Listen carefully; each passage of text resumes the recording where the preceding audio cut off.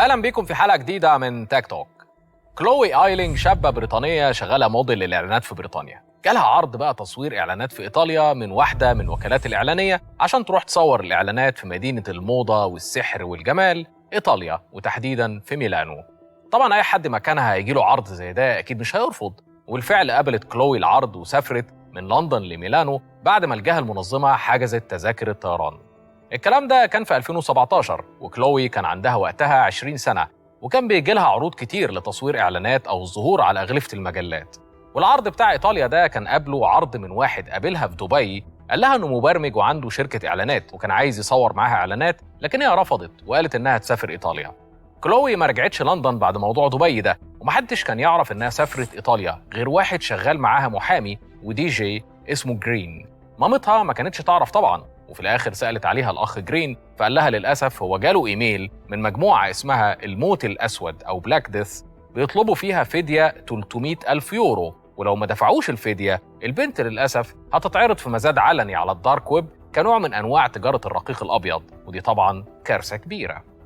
يعني البنت من الآخر هتتباع في مزاد على الدارك ويب. الأخ جرين طبعا بلغ والدتها اللي جالها صدمة، وراح على طول بلغ القنصلية البريطانية في ميلانو لأنه كان عارف إنها سافرت إيطاليا تصور إعلانات هناك. القنصلية بلغت البوليس الإيطالي اللي بدأ يتحرى الموضوع عشان يكشف سر اختفاء كلوي ويعرف مين عصابة الموت الأسود اللي بعتت الإيميل، وده اللي هنعرفه بعد الفاصل.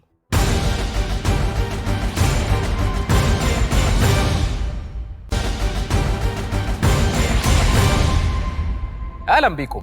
موضوع إن حد يتخطف كده بدون أي مقدمات موضوع غريب بصراحة، وقصة إن البنت هتتباع على الدارك ويب لو ما دفعوش الفدية خلت البوليس يكثف البحث عن البنت دي في إيطاليا، وعملوا بحث طبعا عن الأشخاص المشتبه فيهم، وكان منهم الراجل اللي قابلها في دبي وقال لها إن عنده شركة إعلانات وشغال مبرمج، فاكره اللي رفضت تعمل معاه الإعلانات.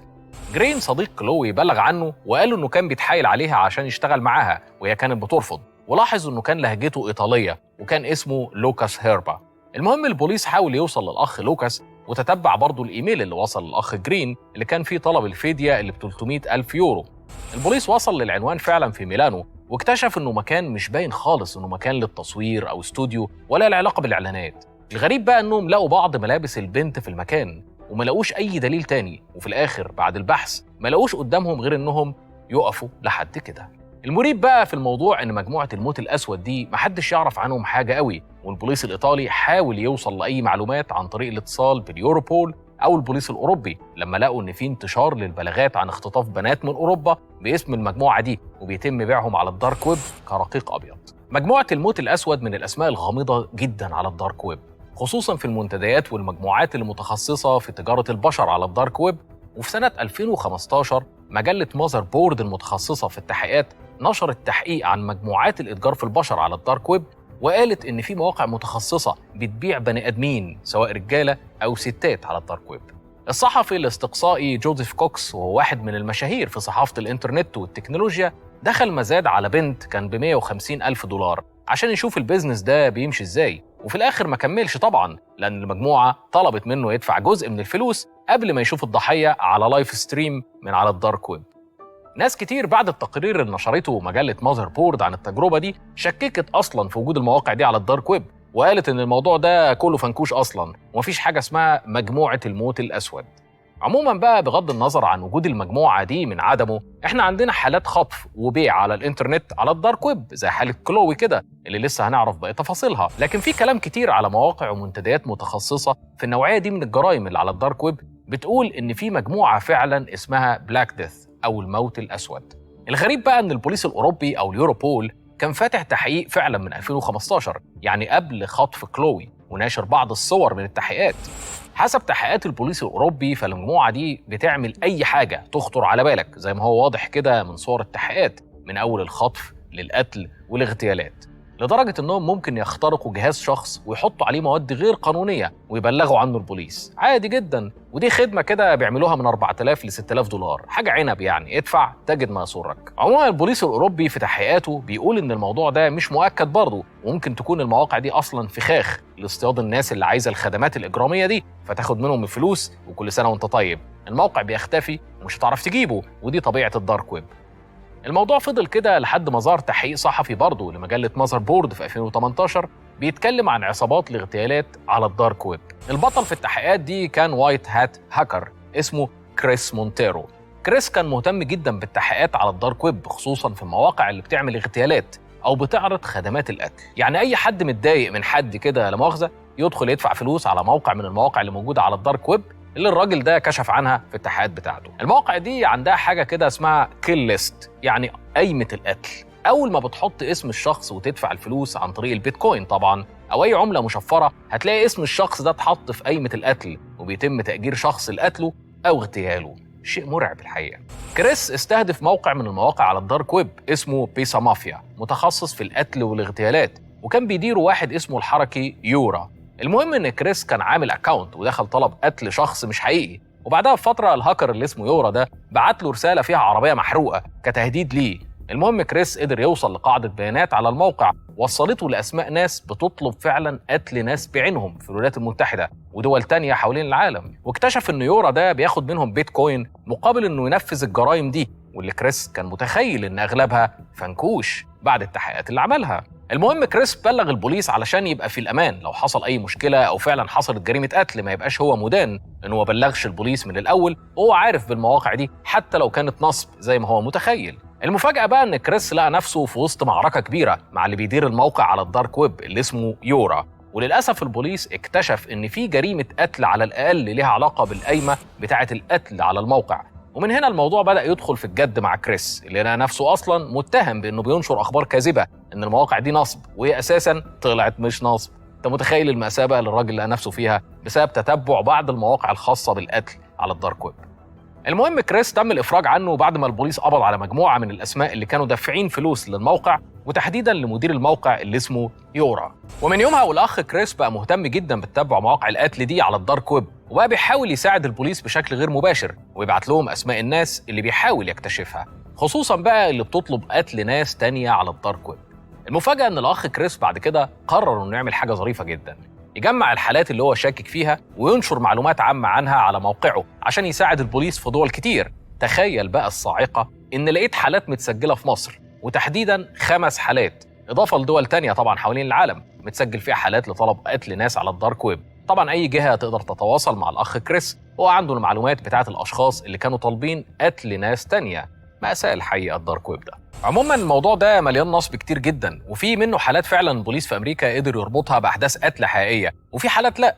فالموضوع مش زي ما هو باين بالنسبه لناس كتير ان كل الدارك ويب كده وان الموضوع عادي كده وبالسهوله اللي انت متخيلها. الموضوع فعلا معقد جدا جدا. طبعا انت هتقول لي ايه بقى اللي حصل في حكايه الموديل كلوي وايه علاقه ده بالدارك ويب؟ كلوي زي ما قلت لك اتخطفت في ايطاليا والبوليس ما عرفش يوصل لحاجه، لكن بعد 6 ايام من البحث لقوا البنت رايحه القنصليه البريطانيه في ايطاليا وسلمت نفسها هناك، وكانت في حاله انهيار شديد. الغريب بقى في القصه ان اللي كان موصلها للقنصليه الاخ اللي كان عايز يصور معاها الاعلانات في دبي. تخيل مين بقى؟ الاخ اللي بلغ عنه صاحبها جرين واللي اسمه لوكاس هيربا. الاخ ده وصلها بالعربيه ومشي، لكن صورته طبعا ظهرت على الكاميرات في الشارع وفي الكاميرات اللي كانت قريبه من القنصليه. طبعا اتقبض عليه، وساعتها محدش فاهم ايه علاقته بالقصه اصلا. لكن كلوي قالت انه كان واحد من الخاطفين، وانهم كانوا ورا قصه وكاله الاعلانات الوهميه اللي جابتها لايطاليا، وفي الاخر خطفوها في المكان اللي البوليس لقى فيه هدومها. كلوي قالت انهم ايدوها فجاه ولبسوها بدله عجيبه كده وحطوها في شنطه، والشنطه دي سابوا فيها مكان صغير تتنفس منه وحطوها في شنطه العربيه بتاعتهم وهربوا بيها لمكان مجهول. كلوي قالت انها ما كانتش تعرف الاخ التاني اللي كان مع لوكاس، وقالت لهم ساعتها انا مش معايا الفلوس اللي انتم عايزينها دي، فقالوا لها قولي لنا اسماء 3 معاهم الفلوس ويقدروا يدفعوا ليكي الفديه. لكن تقريبا هي صعبت عليهم عشان قالت لهم ان عندها طفل عنده 2 سنين، فسابوها لانها سمعتهم بيقولوا انهم مش هيعرفوا يبيعوا يعني مش موضوع سهل جدا، محدش هيرضى يشتريها. المهم البوليس فتح تحقيق كبير في الموضوع، والبنت حكت لهم انها فعلا صوروها وكانوا عايزين يعرضوها على الدارك ويب للبيع، لولا انها صعبت على واحد منهم اللي هو لوكاس هيربا، وقال احنا مش هينفع نبيعها لانها ودي محدش هيشتريها. وغالبا الاخ لوكاس صعبت عليه بشكل شخصي، لكن محدش عارف الحقيقه فين. التحقيقات كشفت كمان ان مين بقى اللي كان مع الاخ لوكاس. تخيل كده، اخوه ميكال هيربا اللي كان عنده شركه نقل اساسا، واتهموه هو كمان بالضلوع في خطف البنت مع اخوه لوكاس وتم القبض عليه. السؤال اللي بيطرح نفسه هنا، تفتكر الناس دي يتحكم عليهم ولا طلعوا براءه؟ تفتكر البنت كانت متفقة معاهم لسبب ما ولا هي فعلا اتخطفت؟ هل في علاقة بين الحادثة دي ومجموعة الموت الأسود على الدارك ويب؟ كل ده وأكتر هنجاوب عليه بعد الفاصل.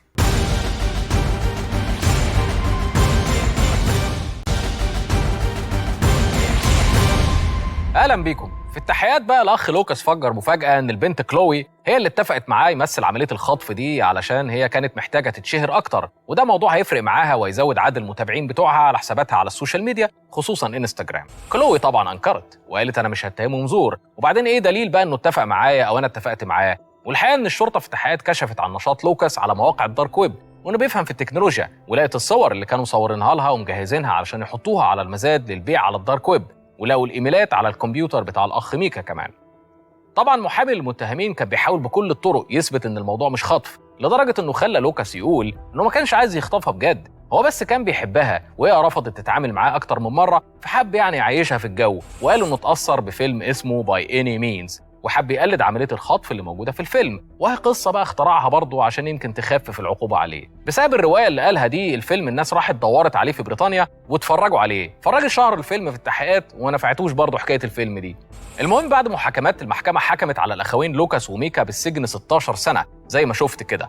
الانترنت وتحديدا الدارك ويب بقى مرتع لجميع انواع الجرائم اللي ممكن تخطر على بالك واللي ما تخطرش على بالك. الغريب بقى ان في ناس كتير مش عارفه ان تكنولوجيا الدارك ويب اساسا تم اختراعها في البحريه الامريكيه، وان الغرض الاساسي من الشبكه دي انها ما كانتش تبقى دارك يعني مليانه جرائم، لكن الغرض الاساسي انها كانت تستخدم لاخفاء الهويه خصوصا من العسكريين ورجال المخابرات اللي بيستخدموا الانترنت وقتها، لانهم كان بيتم تتبعهم ومعرفه معلومات عنهم عن طريق اجهزه المخابرات التانيه والمجرمين كمان.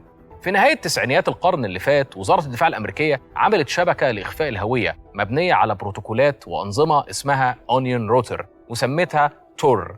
المشروع اتنشر سنة 2002 على الإنترنت وبدأت الناس تاخد بالها من الفكرة. تور هي اختصار لكلمات The Onion Router يعني اتصالات البصلة.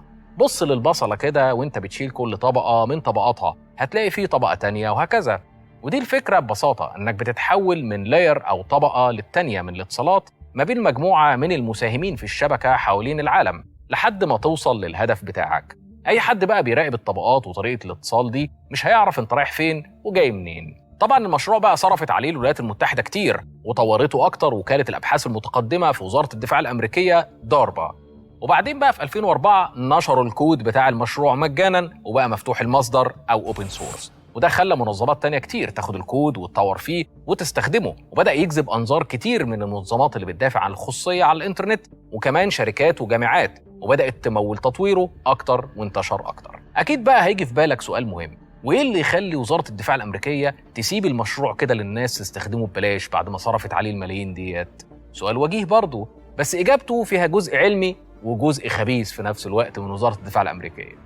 حضرتك ما تقدرش تبقى مجهول على الانترنت إلا إذا كنت في وسط مجموعة كبيرة من المجهولين. يعني إيه الكلام ده؟ يعني كل ما زاد عدد الناس اللي بتستخدم البرنامج كل ما زاد عدد المجهولين والنقط المجهولة اللي بتعدي عليها الاتصالات والرسائل، فيبقى صعب تعقب الرسائل والاتصالات زي طبقات البصلة بالظبط. صاحب فكرة البصلة دي هو خبير الرياضيات في مركز أبحاث البحرية الأمريكية باول سايفرسون، اللي اعتمد على أبحاث خبير تاني في الكمبيوتر هو دكتور ديفيد شاوم، وبدأ يفكر إزاي يطبقها في المشروع بتاع تور خصوصاً بعد ما زاد عدد المستخدمين على الإنترنت. وفعلاً صمم سايفرسون برنامج شبكة أونيون روتر، واللي فكرته ببساطة لو شخص عايز يدخل موقع من غير ما يعرف الموقع انت مين وجاي منين، ساعتها البرنامج بيعمل مجموعة من الطبقات حوالين الاتصال بتاع الشخص وبيخفي رقم الاي بي أو رقم الجهاز على الإنترنت اللي بيعرف هوية المستخدم. الطبقات دي طبقات تشفير زي طبقات البصلة بالظبط. بعدها بيتم إرسال الاتصال لمجموعة من الكمبيوترز حوالين العالم، كل كمبيوتر ليه أرقام مختلفة عن التاني وفي بلاد مختلفة وبشكل عشوائي، اعتبرها كده كباري إلكترونية. في كل مرة بيتم التخلي عن طبقة من التشفير طول ما الرسالة بتلف على الأجهزة دي لحد ما يوصل الاتصال لآخر كمبيوتر اللي بيفك تشفير الاتصال ومحتواه. لكن في نفس الوقت هوية المستخدم ورقم الاي بي بتاع الجهاز ما بتعرفش، لأنه معدي على أكتر من كوبري أو جهاز في أكتر من بلد قبل ما يوصل للنقطة الأخيرة، فمحدش هيبقى عارف الراجل ده جاي منين ورايح فين ولا هو مين ولا حتى الموقع النهائي. مشكلة صح؟ صحيح، مشكلة معقدة وتقنية مش سهلة، وفي ناس كتير مش فاهماها على الإطلاق، والفتي والفتاين كتير للأسف. المهم إن شبكة تور انتشرت انتشار كبير وبدأت تكبر حوالين العالم، وبقى تعقب الناس عليها صعب جدا، بل يكاد يكون مستحيل لبعض الجهات خصوصا في العالم الثالث. ببساطة وزارة الدفاع الأمريكية نجحت في نشر الفكرة لأكبر عدد ممكن من الناس، وفي نفس الوقت فتحت الباب لفكرة إخفاء الهوية على الإنترنت، واللي هي في الحقيقة فكرة رائعة، لكن الموضوع فتح باب تاني ما كانش على البال. فكرة إخفاء الهوية على الإنترنت خلقت عالم تاني موازي للإنترنت العادي اللي أنت عارفه، أو بمعنى أدق عالم تحت الأرض أو دارك ويب أو الويب المظلم. في النهاية المجرمين بجميع أنواعهم والإرهابيين موجودين في الويب المظلم، وكل المحتوى المجرم قانوناً سهل تلاقيه على الويب المظلم، من أول السلاح لتصنيع المتفجرات لجنس الأطفال لغسل الأموال وتهريب البشر والإتجار في البشر وكروت الائتمان المسروقة وتجارة الأعضاء وأي أنواع جرائم يخطر أو ما يخطرش على بالك، وديك شفت بنفسك. في الدارك ويب الناس بتختفي وراء الكود والشفرات، وفي أعماق العالم الرقمي ومن رحم أفضل التقنيات اللي ممكن تتخيلها تظهر لنا ظلمات لا نتخيلها. استنونا في حلقة جديدة وعلى تيك توك على القاهرة والناس.